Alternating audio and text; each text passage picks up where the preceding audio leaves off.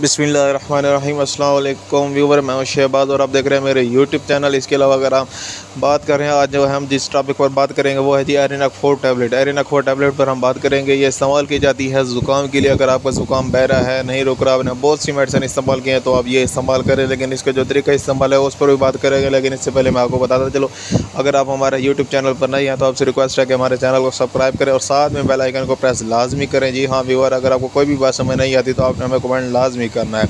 इसके अलावा ये जो टैबलेट है, अगर आपका गला ख़राब है यानी कि ज़ुकाम है, गले में कीड़ा गिर रहा है तो आप जो है ये टैबलेट इस्तेमाल कर सकते हैं।